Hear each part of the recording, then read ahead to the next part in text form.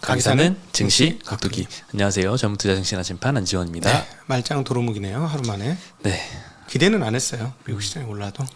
저는 일단 오랜만에 돌아왔습니다. 네, 좀 환영합니다. 네.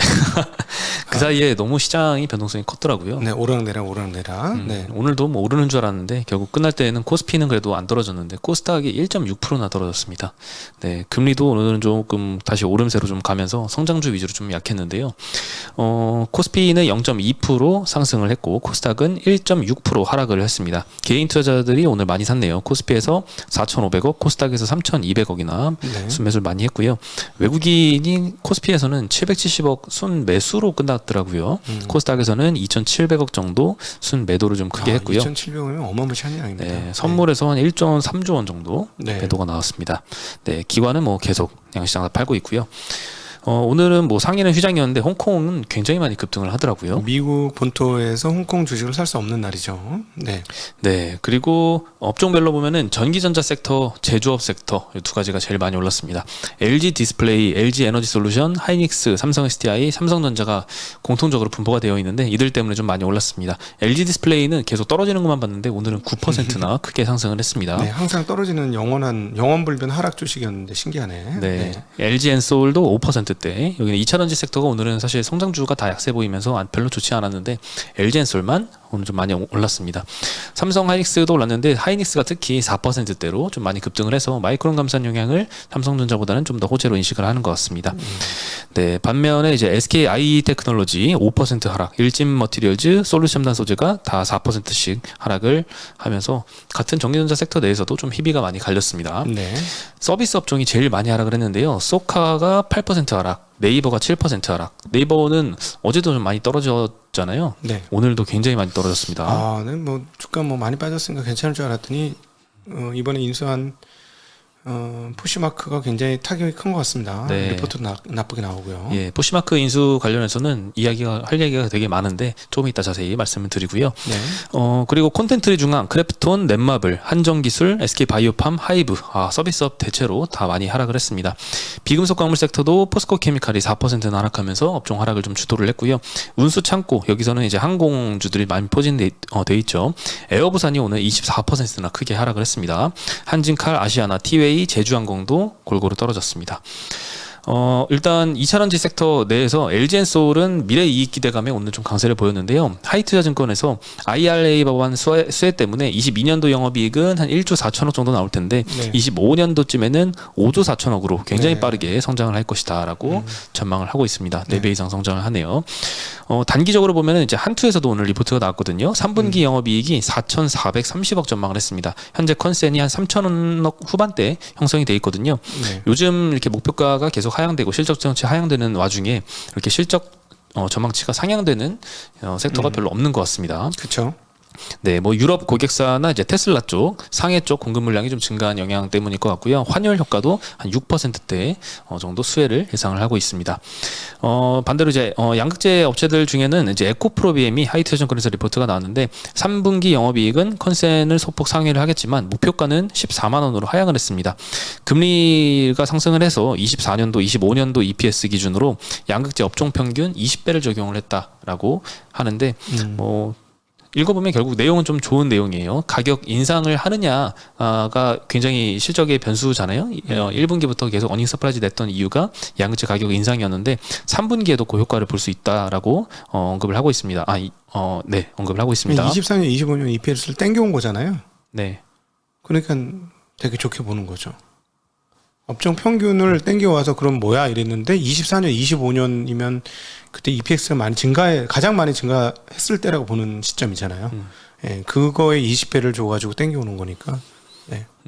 그리고 이제 양극재 가격을 잘 봐야 될 것 같은데 리튬이나 뭐 니켈, 코발트 이런 것들이 2분기에는 조금 올랐더라고요. 네. 그래서 이걸 반영을 해서 2분기에도 어닝 추가적으로 가격 인상 효과는 볼 것이다라고 언급을 했고 2차전지 섹터 중에 오늘 크게 안 좋았던 게 유럽의 전기료가 굉장히 비싸잖아요. 그렇죠. 유럽에 공장 갖고 있는 뭐 폴란드 이런 데 공장 갖고 있는 업체들이 좀 있거든요. 그런 회사들이 2분기에 어닝 쇼크가 났었는데 네. 전기세가 상당히 많이 나오더라고요. 근데 3분기에도 그게 아마 계속될 우려가 좀 커지는 것 같습니다. 예를 들어 지금 전기차가 압도적으로 편하고 좋다 막 이러는데 갑자기 전기세가 3배 정도 올라서 유가보다 더 비싼 전기세가 나온다고 생각해 보세요. 사람들 생각이 싹 바뀔 걸. 내가 왜 그걸 비싸게 주고 사? 뭐 이렇게 충분히 그럴 수 있을 것 같아요. 네. 저도 한번 그렇게 당해봤어요. 누진세를 한번 당해보니까 차량 2대로 전기를 끌어다 쓰니까 너무 많이 끌어 쓴 거예요. 근데 날씨가 흐렸잖아요. 깜짝 놀라서 1000kW를 썼더라고. 왜 2대나 쓰십니까 차를?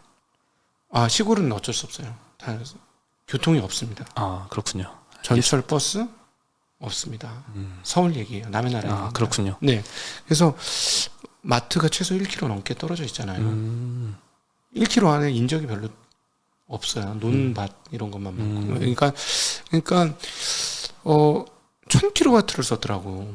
그러니까 누진세가 붙으니까 깜놀할 정도로 나온 거예요. 전기세가 몇십만 원 나오더라고요. 이럴 거면은 그냥 그렇지 이런 생각이 갑자기 들기도 하더라고요. 왜 이거 타나?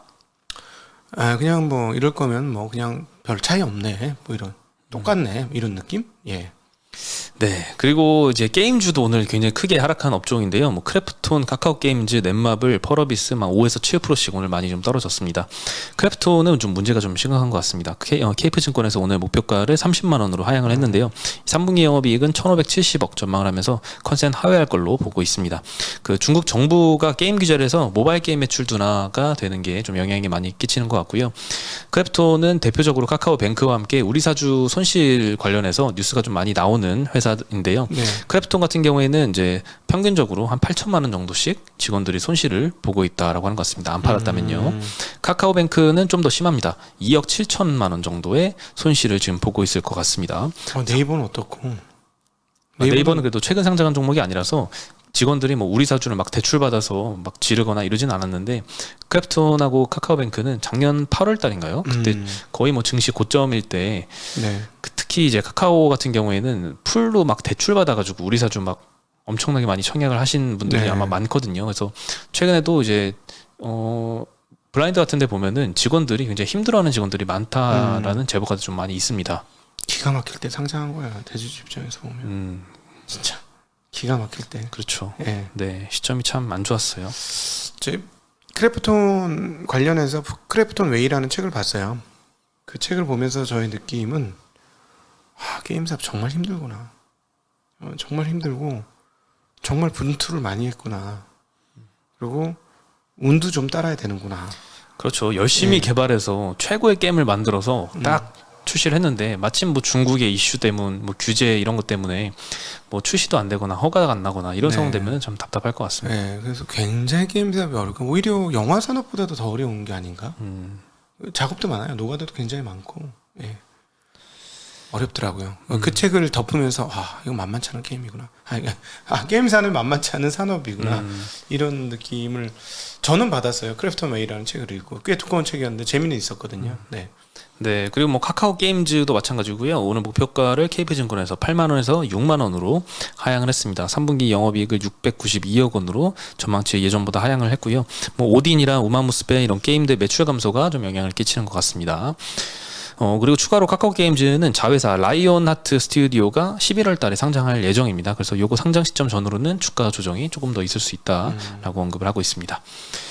네, 그리고 이제 네이버가 오늘도 한 7% 정도 하락을 하면서 카카오도 한 2.5% 하락을 했는데 좀 영향을 주고 있는 게 아닌가 싶거든요. 어저께는 또 장이 굉장히 좋았는데도 네. 네이버는 떨어지더라고요, 많이. 네, 포시마크 인수를 했는데 일단 요 인수하는 건 제외하더라도 3분기 영업이익은 전망치가 13% 다울증권에서 내렸습니다. 네. 네, 전망치 하향도 계속되고 있는데 특히나 이제 포시마크 인수가 영향을 좀 많이 끼쳤겠죠. 근데 현대백화점이 예전에 지누스를 인수를 했었습니다. 근데 요거하고 좀 사례를 비교하면서 보면은 좀 이해가 쉬울 것 같아요. 그때 16만 원에 지누스를 현대백화점이 인수를 했거든요. 네. 구주와 이제 신주를 동시에 했는데 뭐 신주 발행은 구주보다는 훨씬 비중이 적어요. 8만 원대이긴 한데 근데 구주 기존 대주주한테 지분을 사준 게 16만 원대에 사줬는데 그게 현재 지누스 주가가 34,000원입니다. 그러면은 너무 비싸게 산 거죠. 한샘도 뭐 마찬가지 사례인데 네. 이렇게 비싸게 산 게 아닌가. 그 지금 플랫폼 업체들이 뭐 이익이 많이 나는 회사들도 아니고 연결로 인식을 할 텐데 내년부터 뭐 연간 1,000억 원 적자가 이제 네이버의 실적으로 꽂히면 물론 포시마크가 C2C 업체인데 1년에 1,000억 원씩 적자죠 현재. 네, 네. 그래서 그게 좀 지금 현재 상황으로서 금리 올라가는 상황에는 좀 부담이 되는 게 아닌가 싶고요. 그리고 실질적으로 이제 국내 당근마켓이라고 이해하면 편한데 이게 흑자 전환을 단기간 내에 할 수 있을까라는 게 좀 가시성 확보가 안 되잖아요. 그래서 좀 영향을 좀 크게 미치는 것 같고 네이버 기준으로 봐도 운전자본이라고 하죠. 유동자산에서 유동부채를 빼면 얼마나 좀 가용할 수 있는 운전자본이라고 하는데 그게 한 2조 원 정도 되더라고요. 대부분을 이제 인수자금으로 이제 활용을 하는 겁니다. 그래서 비싸게 샀다라는 인식 그리고 운전자본이 뭐 엄청 많으면 상관없는데 그렇게 많지도 않은데 이거를 크게 샀다라는 네. 게 좀 재무적인 부담으로 좀 작용을 하는 것 같습니다. 그리고 이제 지누스 사례하고 비교해 보면 좀 비슷한 점이 경영권 프리미엄을 굉장히 크게 지불을 했다는 건데요. 현대백화점이 지누스 지분을 36% 인수를 했을 때 그때 총 8,900억 정도가 들었거든요. 근데 영업권으로 6,450억을 인식을 했습니다. 그러니까 9,000억의 인수를 했는데 영업권으로 6,400억을 인식을 했다는 건데요. 이거는 감가상각 해야 되는 거잖아요. 나중에 감가상각을 할 수 있죠. 네. 네, 근데 지금 지누스 주가 이렇게 떨어진 걸로 보면은 상각을 해야겠죠. 네. 일단 이 지누스의 자본 총계가 있잖아요. 그거를 공정가치 평가를 합니다. 인수 시점에. 그래서 그것보다 더 비싸게 준 금액을 영업권으로 인식을 하고 추후에 요거는 상각을 처리하면은 이제 영업의 비용으로 들어가서 요거는 순이익을 깨트리는 거죠. 네. 네, 이게 굉장히 큰데 네이버가 포시마크를 16억 달러에 인수를 했는데 포시마크 자본 총계가 지금 4억 달러 정도입니다. 요거를 공정가치 평가에서 16억 달러와의 차이를 이제 영업권으로 인식을 하고 그거를 나중에 상각을 할 수가 있는 거죠. 12억 달러네. 네, 그럼 총 인수가액의 70% 정도를 영업권으로 아마 인식을 하지 않을까 예상이 들고요. 네. 지누스 사례처럼 굉장히 많은 비중을 영업권으로 인식을 하게 되는 사례입니다. 네. 네, 근데 이제 다른 점을 생각해 보면은 요거는 좀 소액주주를 다르게 대하는 태도, 요거는 좀 국내 기업들이 좀 본받아야 될 거다라는 생각이 듭니다. 인수 가격 측면에서 일단 현대백화점의 인수사를 보면요, 대주주 지분을 전일 종가의 2배 가격에 인수를 해줬습니다. 당시에 이제 주가가 8만 원대 거래되고 있었는데, 요거를 16만 원대에 대주주 지분을 샀습니다. 그리고 제3자 배당, 제3자 배정 유상증자를 했거든요. 요건 또 83,800원에 했습니다. 네. 그러니까 기존 주주들 입장에서는 내 지분은 하나도 못 팔고 음. 오히려 3자 배정 유상증자를 해가지고 네. 지분이 희석되고 네. 얻어맞은 거죠. 네. 근데 이번에 포시마크를 보면은 네이버가 지분 100%를 17.9달러에 인수를 합니다. 대주주 지분이건 소액주주 지분이건 같은 금액으로 전부 다 인수를 하는 거죠. 그러면 우리가 소액주주인데 대주주와 차별을 받았다라는 인식도 하지 않을 것이고, 그리고 추가적으로 3자 배정을 통해서 뭐 지분이 희석되거나 이럴 일도 없는 거죠. 그렇죠. 네, 이게 대표적인 이제 미국 기업의 인수 합병 사례인데, 우리도 상법 개정이 필요한 부분이에요. 예, 따라가야 될 부분이 굉장히 큽니다. 지난번에도 저기 뭐야 일진 머트리얼스도 엄청 비싸게 팔았는데 그날 주가 8% 빠지면서 개인들은 개털됐잖아요. 소액주주들은 바꿔야죠 빨리. 그렇죠. 이거는. 대주주만 비싸게 사주는 이런 거는 좀 이건 없어져야 될 것 진짜 안 같습니다. 돼. 그러니까 뒤집어 써가지고 예를 들자면 포시마크 같은 경우는 주가는 정말 많이 빠진 상태에서 사긴 했잖아요. 예. 지금 실적 대비로 막 후진 가격에 샀다 이렇기는 하지만 주가가 비싼 가격에 산 건 아니야. 그 옛날보다는 많이 빠지긴 했으니까. 물론 이제 본질 가치 대비 얼마냐, 따면 자본 총계 대비 얼마냐 하는 거는 근데 거기에는 무형 자산이 안 들어가 있으니까 되게 비싸게 산 것처럼 보이긴 합니다만 그게 이제 그 매입을 하는 입장에서도 유리하게 할 수 있거든요. 그 소액주주 지분까지 사주는 게 이쪽에 매수 청구해 주는 게. 그렇죠. 예. 근데 이게 외국 기업이 외국 기업을 산 것도 아니고 한국 기업이 지금 외국 기업을 산 거잖아요. 네. 한국 기업이 한국 기업 살 때는 대주주 지분만 2배로 비싸게 사주고 나머지는 유상증자 대량으로 발행을 해가지고 다 희석시키고 네. 나는 지분율 많이 가져가고. 근데 외국 기업 살 때는 그 나라 제도에 맞춰서 다 사주고. 네. 이거는 좀 너무 좀 불공평하잖아요. 개선 좀 필요합니다. 이거 예. 바뀌어야 돼요. 아유, 이런 거 안 바꾸면 뭐 하나. 아유, 좀 바꿔주지. 응? 법 만드시는 분들 이런 거 좀 바꿔주세요. 그래야 표를 얻죠. 우리들한테. 네. 네, 이런 게 많이 이슈가 돼가지고 좀 널리 퍼졌으면 좋겠습니다. 네. 그리고 이제 마이크론 감산 발표를 했죠. 23년도 네. 설비 투자를 30% 줄이겠다. 반도체 장비 기준으로는 50% 감산을 하겠다고 했고, 일본 키옥시아도 낸드 플래시 30% 감산, 요건 바로 하는 것 같아요. 그래서 메모리 업체들한테 좀 호재가 될 것 같은데, 다만 캐펙스 투자를 메모리 업체들이 줄이면 밑에 단에 있는 소부장 업체들은 별로 좋을 게 없겠죠. 네. 그래서 삼성 하이닉스가 1%대 4%대씩 상승을 했고, 오늘 뭐 유니테스트, TSE, 원익홀딩스, 동진 세미캠 등등 좀 많이 떨어진 소부장들이 좀 있더라고요. 네, 그래서 뭐 일단 반도체 삼성전자 하이닉스 입장에서는 지금 이틀째 주가가 좀 오르고 있습니다. 네. 네, 이건 좀 긍정적인 것 같은데, 본격적인 상승은 아무래도 좀 CPI가 나오고 근본적인 문제가 조금 해결 모드로 가야지 되지 않을까 싶습니다. 네, 그리고 항공사 이야기를 해보면요, 깜짝 놀랐습니다. 저도 최근에 이제 항공사를 이용을 했는데, 서비스는 굉장히 좋은데 이렇게 안 좋은 게 기사로 이렇게 재무 상태를 보니까 좀 깜짝 놀랐습니다. 3분기에 아시아나가 자본 잠식 우려가 있더라고요. 항공사들은 이제 보통 항공기 리스료 같은 거를 달러로 지불을 해야 됩니다. 그래서 외화 조달 달러로 많이 이제 부채도 조달을 하는데, 이 규모가 굉장히 많고 이걸 기말에는 환율 변동된 거를 평가 손익으로 인식을 해야 됩니다. 그래서 네. 영업의 손익으로 쌓이는데, 아시아나가 지금 4조 8천억 정도 규모의 외화 부채가 있습니다. 요거를 3분기에만 달러가 10% 정도 강세를 보였거든요. 그래서 이 환차손으로 인한 순이익 감소가 대략 3,500억 정도 예상이 됩니다. 3분기 말 기준으로 1,435원이었더라고요. 지금은 1,419원? 이 정도 좀 안정이 돼서 일단 좀 다행인 것 같은데요. 일단 3분기만 보면 지금 상황이 심각합니다. 3분기 영업이익 컨센서스가 지금 960억 원으로 형성이 되어 있는데, 열심히 영업을 해서 1,000억 정도 돈을 벌었는데 환율 때문에 3,500억 까먹어서 결국 적자를 보는 거잖아요. 그러면 이제 요거 빼면은 한 대략 한 2,500억 정도 적자가 예상이 되는데, 지금 자본 총계가 2분기 기준으로 2,000억입니다. 2,047억 정도인데 요거가 전부 다 까먹게 되는 거죠. 네, 그래서 자본이 완전 자본 잠식될 네. 우려가 있다, 이런 상황입니다. 네, 근데 실제들은 더 힘들 거예요. 네, 아시아나뿐만이 아니죠. 이런 거는 뭐 티웨이, 진에어, 에어부산 마찬가지고 환손실 예상액이 막 2,300억씩. 뭐 티웨이, 제주항공도 그렇고요. 에어부산은 뭐 800억 가까이 예상이 됩니다. 지금 현재 상장 폐지 관련된 규정을 보면은 연말 기준으로 완전 자본 잠식이거나 50% 이상 부분 자본 잠식이 2년 이상 지속되면 상장 폐지가 됩니다. 요거까지는 아직 해당되는 업체가 없고요. 관리 종목 규정을 보면은 연말 기준으로 50% 이상 부분 자본 잠식이면 관리 종목 지정이 됩니다. 근데 아시아나 같은 경우는 이제 3분기 이야기잖아요. 4분기 연말 기준이 아니기 때문에 아직 요 요건에 해당이 되지 않지만 일단은 주가는 오늘 굉장히 다 떨어져서 반영을 하더라고요. 네. 네, 끔찍하죠. 완전 자본 잠식이라는 게. 그러니까 한국만 그런 게 아니에요. 유럽이나 이런 쪽도 좀비 기업이라고 하죠. 네. 그중에 항공사들이 제일 많습니다. 지금.